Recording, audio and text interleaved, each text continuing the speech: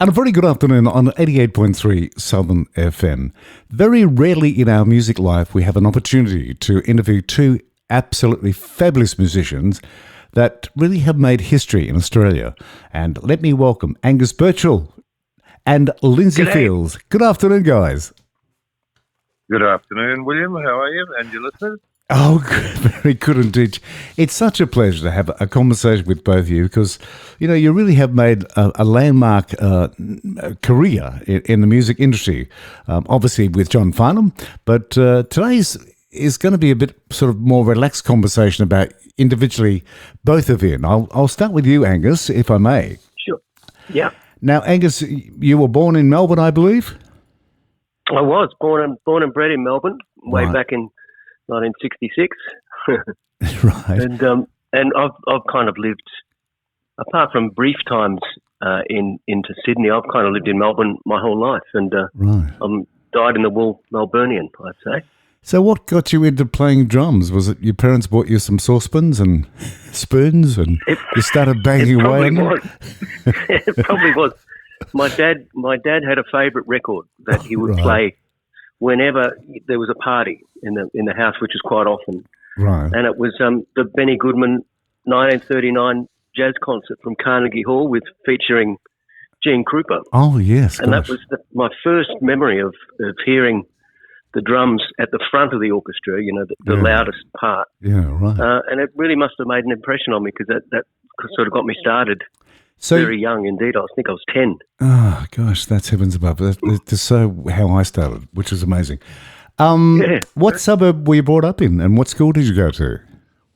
Well, I was down the beach, down the Bayside, so I was in Beaumaris. All right. And just the state schools, Beaumaris Primary and Beaumaris High. Right, excellent. You also had a bit of a taste for journalism, I believe. I did, it didn't last very long, but I did. I got into RMIT to study journalism, and I worked for the Herald and AAP as a sort of a sports stringer. So I'd go to the cricket and the football and cover the local games and all that. I loved it, but music sort of took over, I guess. Yeah, Lindsay, were you brought up in Melbourne as well? No, I'm Kiwi. A Kiwi, right, okay. Mm-hmm. And we came to Australia at a very young age, or? No, I came here at 19, which was precedes Angus's birth in 1960. No, 1969. You were born then, weren't you? I was, well, you were 3. No, I auditioned for Hair, the rock musical in Wellington. I lived in Wellington, and I came to Sydney to join that show in 1969. Was there a musical sort of a short career in New Zealand with music and bands? Yes, I've always sung and played since I was a kid, and I used to sing with a friend of mine who we grew up with in this little town called Paikokariki.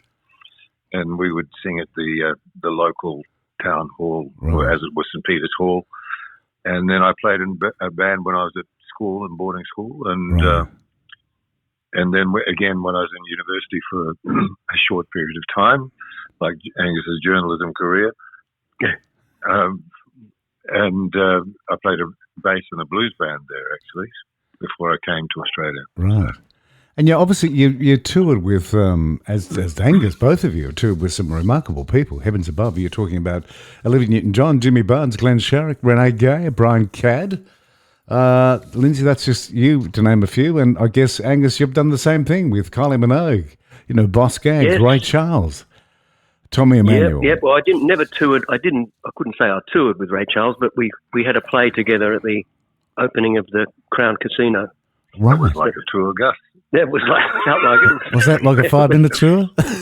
Might have been one song, but it felt like a complete tour.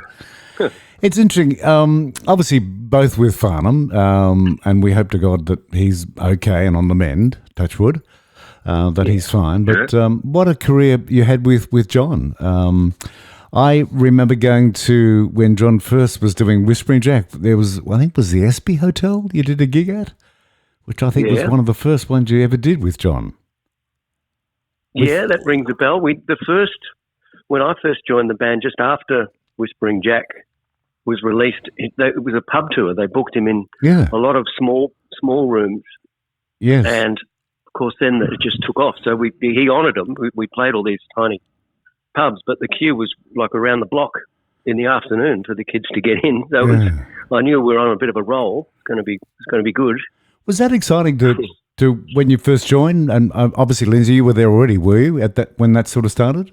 Not at that stage. I joined shortly after that. Right. I think when the record really took off, I think the way that Hirschfeld put it rather politically correctly was that John wanted a couple of older singers, right, to sing with him. So Vanetta and I joined the band. And Lisa Edwards as well, wasn't it? Yeah, Lisa was a little bit later, a year or so later. Yeah. A couple of years later. Because we interviewed her as well some time ago. Oh, great. Yeah, which was fantastic. What was the feeling like when you first joined the Farnham band? I mean, was it something in your mind you think this is going to be huge? I mean, he's going to be huge, or the band's going to be huge? Well, I remember. Sorry, Linz, you go. No, you go ahead. You go. I remember hearing the song "You're the Voice" and thinking, "Wow, that's an anthem. I love this song. This is going to be big." I think that was my first inkling. Right. But of course, never realised how big it was going to become. So it was all a great surprise and great fun. You know? Did the arrangement? Who did the arrangement? Was it Hirschfeld who did the arrangement? I would say so. I'm sure he did. In those days, he was kind of he was the musical director, but I know I only learnt this by watching the film, that the idea for the bagpipes was John's, right. And they had to arrange the song around that because the bagpipes can only play in one key, so they had to do some deft footwork to make it work, and I can't imagine that song now without the bagpipes. You know? Yeah, interesting, isn't it? Really interesting. Liz, you've also had an amazing career. Obviously, as a vocal coach, an arranger, music director, executive producer. What is your love in music? Is it vocal, or is it just the other parts of the industry or business that you're involved with? No, well, I mean, you do whatever you can. Yeah, of course you can. Make a living in this business, but primarily I'm a singer, right? And I'm a vocal coach, and I mean, I love vocals. I love voices. I love singing, and you have to have somebody to play with you, and if you're really cheap, you better learn to play yourself. So, I learned guitar I mean, I'm a fairly good guitar player, nowhere near like somebody like Brett or Stuart Fraser was, but I get by. Yeah. And but the other stuff was just sort of came out of the woodwork. I mean, the producing my Christmas CDs really was something that Glenn Wheatley asked me to do, and right. I found I had a natural ability to convince artists to do what they thought they wanted to do, and so I had 25 years of that. Yeah, which was amazing for the National Breast Cancer Foundation, which was quite incredible. Yes, and then the Salvation Army. So we raised $9 million, I think, over the years from that project. So fantastic. It was good fun, and I mean, always the wonderful thing was that I had such a wonderful band at my back with Angus and the rest of the guys in the Farnham band, because anybody who didn't have a band, we just provided the backing for it, and it was brilliant.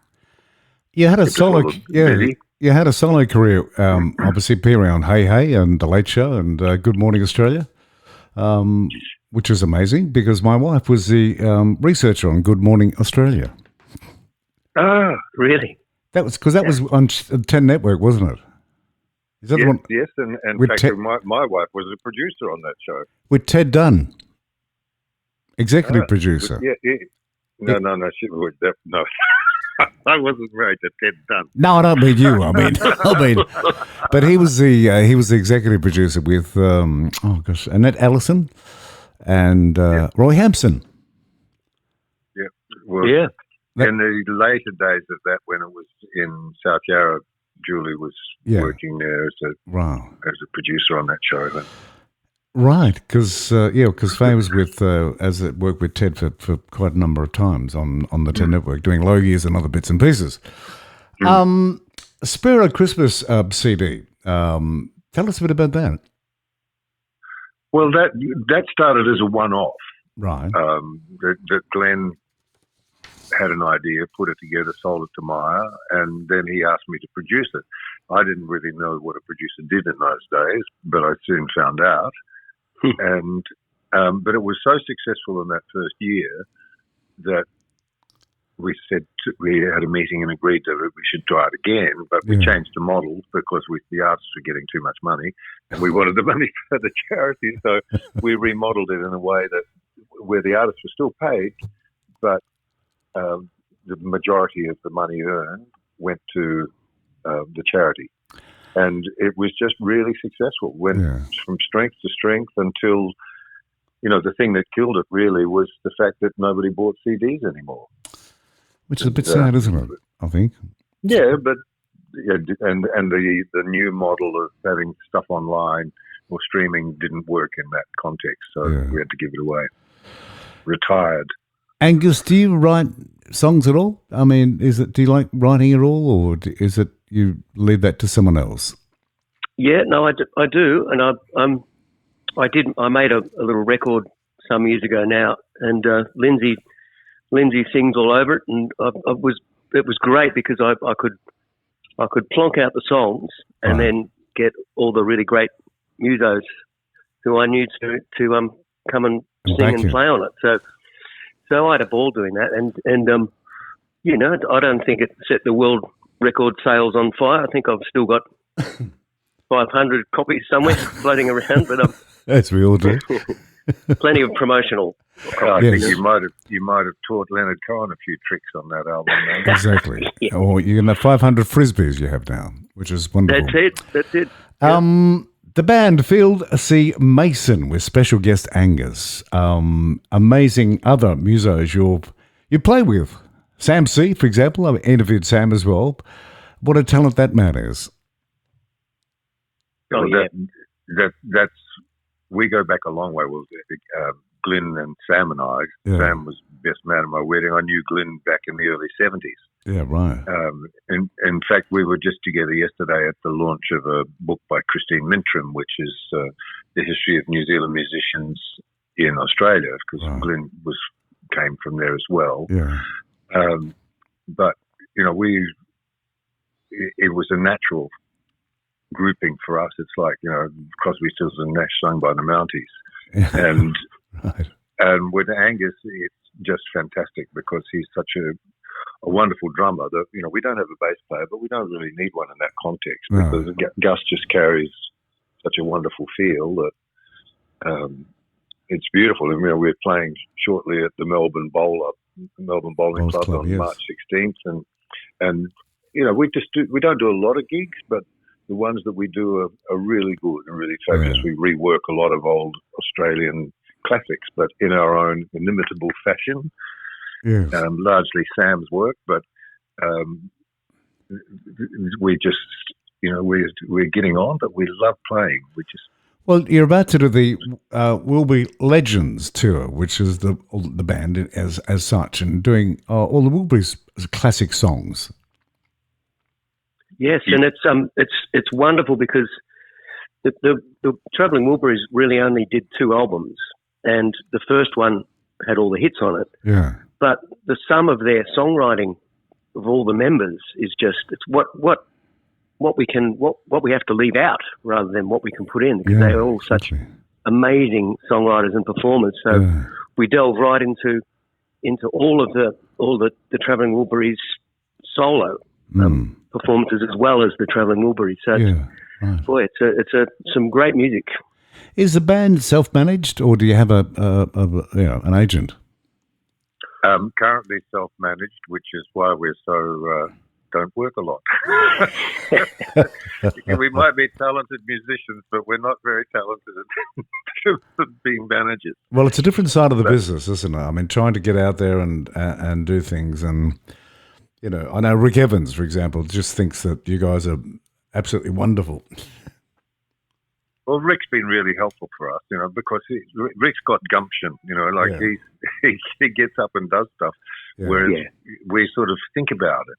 Yeah. And that's the lovely thing about having somebody like Rick, because he sees us floating around and says, well, you need to work. We do. And he said, well, he sees an opportunity, bang, let's go in there. So that's what we're doing at the Melbourne Bowling Club. We played there a long time ago when they first started having live music there, and then it went into a bit of a hiatus, and now we've got the opportunity to do it again in March. So it's fabulous. Again, and it's fantastic. All these rooms, these old rooms, you know, Memo Hall, for instance, and the wonderful. bowling clubs, and the QRSL. Sorrento RSL. Yes, fantastic. Tomcats, like down all there. These rooms. They're meant to be. They're meant to be used, and live music is the perfect fit for them, I reckon. Yeah, exactly. I mean, I could see you guys at the Palais, for example, doing a concert there, because I think you'd relate very well to the demographic that likes that music, which is our age group, really.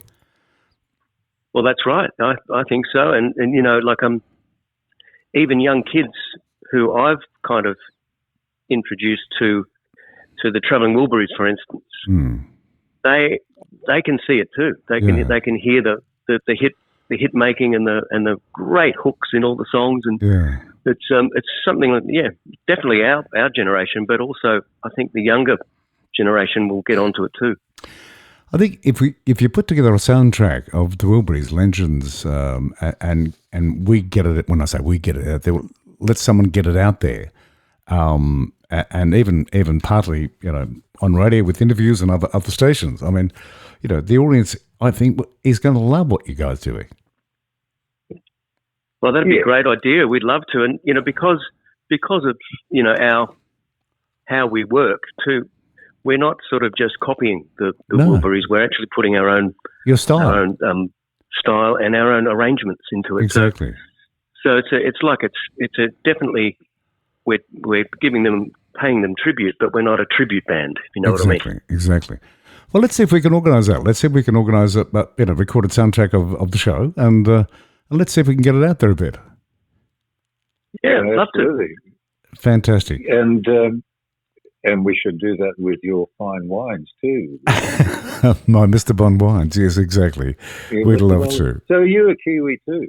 No, I'm not actually. No, born in Melbourne, in Hampton and Sorrento. Oh, right next to Gus.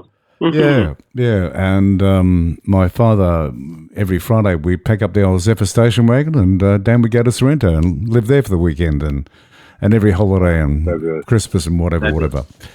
But like you guys, I played at Tomcats in the early days when it was in the main street of Sorrento, with the band called Paul McKay Sound. Oh, yeah. Gosh, with Paul Meany and Don Bales, and Peter Waddell, who I went to school with. Three of us went to Hampton High School. All those days. Anyway. I used to sing sessions with Moody when Paul, what's the singer? Paul was sang with Paul McKay big band. Yes, yeah. He did a lot of commercials, Paul did. Paul Meany. Yeah, right in the early days. Yeah, and a fabulous voice. Well, my early days. Anyway. Yeah, which was great. Yeah. Guys, look, it's been an absolute thrill. I would love to keep in touch with you guys. Let me see what I can do, maybe to help you out in that area, as we just talked about. Wow. And let's see what we can put together. Who knows? That's great. Thanks, Will. Thanks, William. No, it's been an absolute pleasure having a chat to you both. And I just hope, I know you're with John. Are you in regular contact with John at all, by any chance? Well, I speak to Gaynor and to Jill. Yeah. We are having a bit of a catch-up shortly. So good.